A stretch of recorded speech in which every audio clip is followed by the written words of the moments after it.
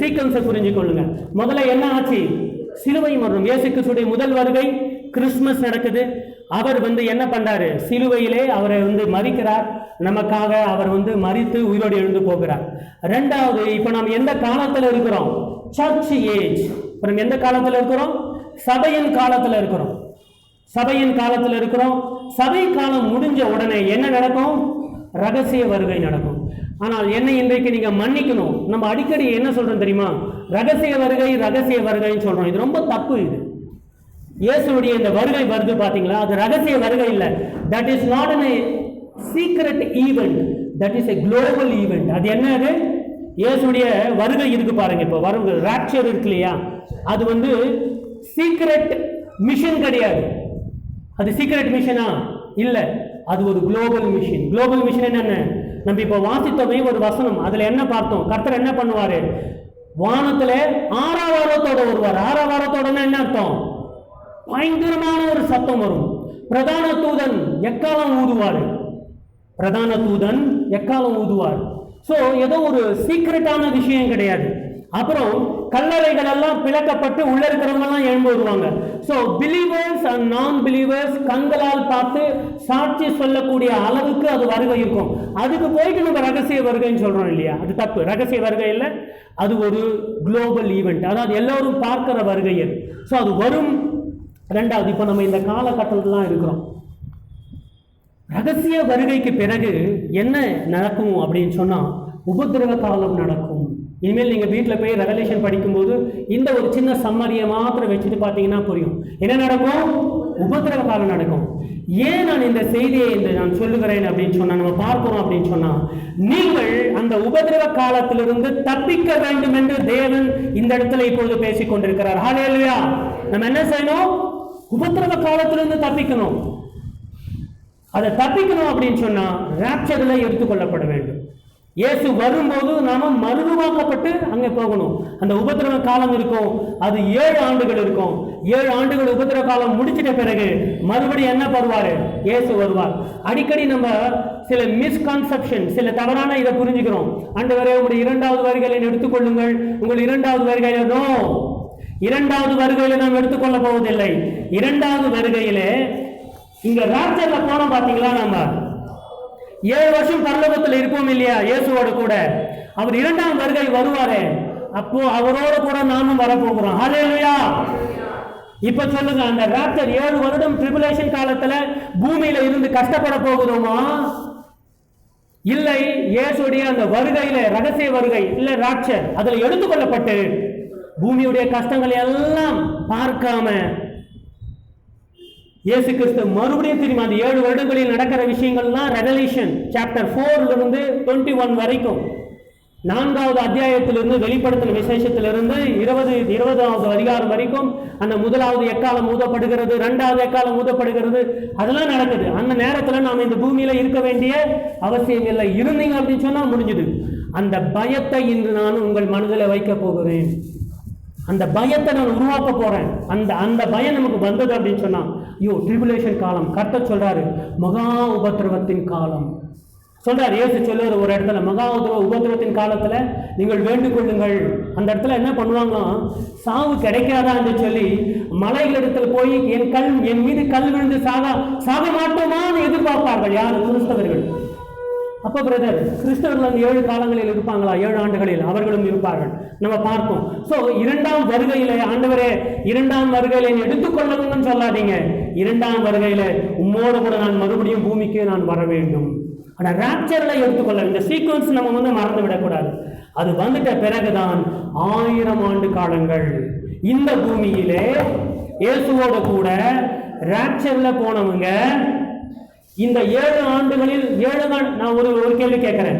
Tribulation இந்த மகா உபத்திரவ காலங்களிலே பரிசுத்த ஆவியானவர் பூமியில இருப்பாரா, எடுத்துக்கொள்ளப்படுவாரா? அது நம்முடைய அண்டர்ஸ்டாண்டிங் இல்லையா? ஆனால் இல்லை, பரிசுத்த ஆவியானவர் பூமியில இருப்பார். எப்படி பிரதர் சொல்லிங்க? நிறைய விஷயங்கள் இருக்கு. ஏன்னா இந்த காலங்களிலே நிறைய கோடிக்கணக்கான மக்கள் ரட்சிக்கப்பட போகிறார்கள். இயேசுவுக்காக கழுத்தை வெட்டிக்கடா அப்படின்னு அந்தி கிறிஸ்துவிடம் சொல்ல போகிறார்கள். நான் அந்த அந்தி கிறிஸ்துடைய முத்திரையெல்லாம் நான் பதித்துக் கொள்ள முடியாது. இயேசுக்காக நான் உயிரை விட தயாராக இருக்கிறேன் என்று சொல்ல போகிறார்கள். அந்த அந்தி கிறிஸ்தவர்களை எல்லாம் சாகடிக்க போகிறான். அவர்களும் பரலோகத்துக்கு வருவார்கள். புரியுதா?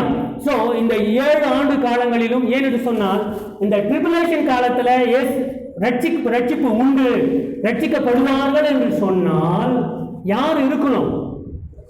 பரிசுத்த ஆவியானவர் இருக்கணும். பரிசுத்த ஆவியானவர் இருக்க வேண்டும். ஆனால் வேதத்தில் ஒரு வசனம் வரும், அந்த 1 தெசலோனிக்கேயர்ல வரும். அதாவது தடை செய்கிறவர் நீக்கப்பட்டால்தான் அவன் அந்தி கிறிஸ்து வருவார் இருக்கும். அப்போ பரிசுத்த ஆவியானவர் இன்றைக்கு வரைக்கும், ராப்சர் வரைக்கும் அந்தி கிறிஸ்து வெளிப்படுவதற்கு அவர் தடை பண்ணிக்கிட்டே இருக்காரு. அதுக்குள்ள ரட்சிக்கப்பட்டுடுங்க, அவர் ராப்சர்களை எடுத்துக்கொள்ளப்படுங்க. ராப்சர் முடிஞ்ச உடனே தடை பண்ணுவதை பரிசுத்த ஆவியானவர் நிறுத்துவார். அப்படி நிறுத்தும் போது அந்தி கிறிஸ்து வருவான். அந்த 7 ஆண்டுகள் ரொம்ப கொடுமையாக இருக்கும். நிறைய யுத்தங்கள் நடக்கும். அதை குறித்து சீக்கிரம் பார்க்கலாம். 2வது வருகையில அவரோடு கூட நாம் என்ன பண்ண போறோம்? வரப்போகிறோம். இதே உலகத்திலே 1000 ஆண்டுகள் சாத்தானை தேவன் சங்கிலிகளால் கட்டி வைத்திருப்பார். அந்த நேரத்தில் கட்டி வைத்திருப்பாரு. அந்த 1000 ஆண்டுகள் இயேசுவோடு கூட இந்த பூலகத்திலே நாம் அது மில்லேனியம் சொல்லுவாங்க. நம்ம ஆட்சி செய்ய போகிறோம். அந்த நேரம் மிகவும் அருமையாக இருக்கும். இன்னும் அது கூட பரலோகம் இல்லை. அது 1000 ஆண்டுகள் முடிச்சிட்ட பிறகுதான் கர்த்தர் என்ன பண்ணுவார்? சாத்தானை முழுவதுமாக அக்னி கடலில தள்ளி நித்தியமாக அவனை ஒழிப்பாரு. அதன் பிறகுதான் எட்டர்னிட்டி ஸ்டார்ட் ஆகும். அதன் பிறகுதான் நித்தியம் ஸ்டார்ட் ஆகும். அதுக்கு முடிவில்லை. ஹல்லேலூயா! புரியுதா உங்களுக்கு? Very simple. முடிஞ்சு போச்சு. ரெவல்யூஷன் பைபிள் ஸ்டடி முடிஞ்சு போச்சு. இதுதான் ரெவல்யூஷன். முதல் 3 அத்தியாயங்களை நீங்க வாசிக்கும் போது ஒரு கேள்வி, இந்த 7 ஆண்டுகள் ட்ரிபுலேஷன், இதை நான் சுருக்குமா இப்படி போடுவேன். இந்த 7 ஆண்டுகள் ராப்சருக்கும் இயேசுடைய 2ஆம் வருகைக்கு இடையில உபத்திரவ காலம் இருக்கா? 7 ஆண்டுகள். 7 ஆண்டுகளில் சபை இருக்குமா என்றால் சபை பூமியில இருக்காது. ராப்சரிலே கர்த்தர் என்ன பண்ணுவாரு? சபையை எடுத்துக்கொள்ளப்படுவார். சபை என்ன பில்டிங் இல்லை, நீங்களும் நானும். இயேசுடைய வருகையிலே, அந்த ராப்சர் வருகையிலே, ரகசிய வருகையிலே கர்த்தர் என்ன பண்ணுவாரு? சபையெல்லாம் எடுத்துக்கொள்ளப்படுவார். பூமியில மரித்தவர்கள் எல்லோரும் என்ன பண்ணுவாங்க? போவாங்க. உங்களுக்கு ஒரு விஷயத்தை சொல்றேன், என் மேல கோவம் வந்தாலும் வரலாம். எந்த பரிசுத்தவானும் இன்றைக்கு பரலோகத்தில் இல்லை தெரியுமா? பேதுரு கூட இல்லை, பவுல் கூட இல்லை, இயேசுவின் தாய் மரியாளும் இல்லை. எந்த பரிசுத்தவானும் கிடையாது இன்றைக்கு. நம்ம ஸ்டீஃபன் பாஸ்டர் கூட இல்லை. அவர்கள் அமைதியின் இடத்துல இப்ப இருக்காங்க. அவர்கள் ரெஸ்ட் எடுத்துக்கொண்டு இருக்கிறார்கள். நாம் சொன்ன ஞாபகம் இருக்கா? போன வருஷம் ரெஸ்ட் இன் பீஸ்ல இருக்கிறாங்க. இயேசுடைய இளைப்பாறுதலின் இடத்துல இருக்கிறாங்க. இயேசு கிறிஸ்துடைய ராப்சர்ல நாம மறுமாக போன வச்சுக்கோங்க. மறுமாகப்பட்ட நீங்க அப்படியே போயிட்டு இருக்கும்போது நீங்க பாத்தீங்கன்னா ஸ்டீஃபன் பாஸ்டரும் போயிட்டு இருப்பாரு மேல. பாஸ்டர் நீங்க என்ன இப்ப போறீங்க? சீக்கிரம் வா அப்படின்னு சொல்லிட்டு கையை பிடிச்சிட்டு மேல இழுத்துட்டு போயிட்டே இருப்பாரு. அந்த பக்கம் பாத்தீங்கன்னா பீட்டர் எங்க பார்த்தா மாதிரி இருக்க. அவர் யாருன்னா பேதுரு என்ன நீங்க இப்ப போறீங்க அப்படின்னு சொன்னா, பின்ன எப்ப போறதுமா அப்படின்னு. உங்களை பத்தி பரலோகத்துல நிறைய கலைகள்லாம் எங்க பாசங்கள்லாம் கிழின்னு கிடிச்சாங்க. என்ன இருக்கும்? பரலோகம் ஒரு கேட் இருக்கும். அங்கே பேதுரு நின்றுட்டு இருப்பாரு. நம்ம சூட் கேஸ்ல தங்கம்லாம் கொண்டு போயிட்டு இருப்போம். உடைய குவாலிஃபிகேஷன் என்னன்னு கேட்பாரு. இதெல்லாம் கதை.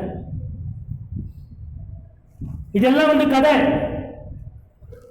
உங்களுக்கு தேவனுடைய ஆலயத்திற்கு பரலோகத்துக்கு போவதற்கு புரிய வைக்கிறதுக்கு பாஸ்டர்களும் போதகரும் நாங்கள் சொல்லுகிற கதை என்ன?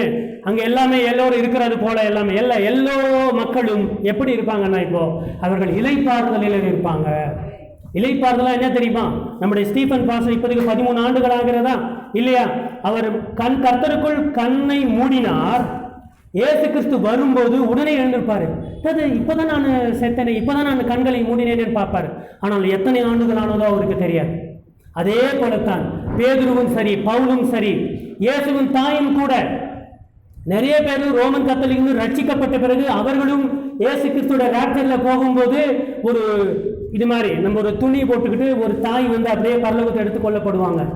நம்ம யார் இந்த நம்மோடு கூட வராங்கன்னு பார்த்தீங்கன்னா, நான் தான்ப்பா இயேசுடைய தாய். இப்போ வரீங்க நீங்கள் எங்களோடு? அவனும் நான் இப்போதான் வரேன். உங்க கிட்ட நாங்கள் ஜெபிச்சோமே. எனக்கு தெரியாத தம்பி, அவங்க கிட்ட ஜெபிக்கிறது, தாயே மரியே இயேசுவிட்டு கொஞ்சம் ரெக்கமெண்ட் பண்ணுங்க, எங்கள் நிறைய விஷயங்கள் என் பாவத்தை மன்னிக்கும்படி சொல்லுங்க. இது எல்லாமே பாவம் இயேசுவின் தாய்க்கு தெரியாது, அந்த அம்மாவுக்கு தெரியாது. அவங்க வந்து கல்லறையிலே அவர்கள் கர்த்தருக்குள் நிதிரை அடைந்து கொண்டிருக்கிறார்கள். எல்லோரும் ராப்சர்ல என்ன பண்ணுவாங்க? எல்லோரும் என்ன பண்ணுவாங்க? எடுத்துக்கொள்ளப்படுவார்கள். அந்த எடுத்துக்கொள்ளப்பட்டு அந்த அவங்க எல்லாரும் போயிடுவாங்க. அப்போ பூமியில இருக்கிறது யாரு? கைவிடப்பட்டவர்கள்.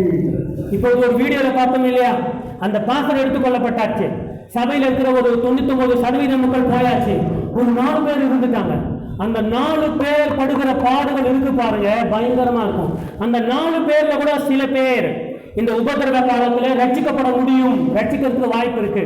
ஒருவேளை இந்த செய்தி நான் யூடியூப்ல போட்டேன் அப்படின்னு சொன்னா, கர்த்தருடைய ராப்சர் வந்து இன்னும் சில ஆண்டுகளில நான் எல்லாரும் போய்விட்ட பிறகு ஒருவேளை கைவிடப்பட்ட கிறிஸ்தவர்கள் யாராவது இந்த செய்தியை யூடியூப்ல கேட்டாங்கன்னா அவர்களுக்கு நான் சொல்லுகிறேன், இப்பொழுதும் உங்களுக்கு வாய்ப்பு இருக்கிறது ரட்சிக்கப்படுவதற்கு. ஹல்லேலூயா.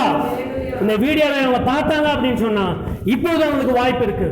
ட்ரிபுலேஷன் பீரியட்ல கூட கோடிக்கணக்கான மக்கள் ரட்சிக்கப்பட போகிறார்கள். வெளிப்படுத்தும் விசேஷத்துல வசனம் எல்லாம் இருக்காது, அவங்க வருவாங்களாம். இவங்களாம் யாரு? வசனம் வரும், ஒரு நம்ம பார்ப்போம். இவங்களாம் யாருன்னு கேட்பார். யாரு? யோவான் கேட்பார். இவர்கள் யார் என்று சொன்னால், ஆட்டுக்குட்டியான ஆடு மகா உபதிரவ காலத்திலே தங்களுக்காக கர்த்தருக்காக தங்கள் கழுத்தை கொடுத்தவர்கள், வெள்ளங்கி தரித்து கொண்டு வெள்ளை உடை போட்டுக்கிட்டீங்க இருக்காங்களே, யாருன்னு கேட்டா இவர்கள் மகா உபதிரவ காலத்திலே ரட்சிக்கப்பட்டவர்கள். யூதத்திலே இஸ்ரவேல் மக்களிலே 1/3 மக்கள் ரட்சிக்கப்பட போகிறார்கள் அந்த காலத்துல. ஆகையினால உபதிரவ காலங்களிலும் பரிசுத்த ஆவியானவர் இருப்பாரு. ஆனால் இப்போ இருக்கிறது மாதிரி அப்ப இருக்க மாட்டார். அப்போ வந்து தீமையை அனுமதிப்பார். அவர் இப்ப தடை பண்ணிக்கிட்டு இருக்காரு பரிசுத்த ஆவியானவர். அந்திகிறிஸ்து வருவதற்கும் சாத்தானுடைய ராஜ்யம் வருவதற்கும் அவங்க முயற்சி எடுத்துக்கிட்டு இருக்காங்க. ஆனா அவர் தடை பண்ணி கொண்டு இருக்கிறார். இப்ப நான் சொல்றதுக்கு எல்லாருக்கும் வசனத்தை காமிச்சிட்டே போனா இது வந்து போர் அடிச்சிடும் உங்களுக்கு. ஆகையால் தான் நான் விஷயத்தை மாற்ற சொல்றேன். ஆகையினால இன்றைக்கு இந்த செய்தியை ஞாபகத்தில் வைத்துக் கொள்ளுங்கள். ஒருவேளை ரகசிய வருகையில் நாம் எடுத்துக்கொள்ளப்படாவிட்டால் என்ன செய்வது என்பதை நம்ம பார்த்து கொண்டிருக்கிறோம்.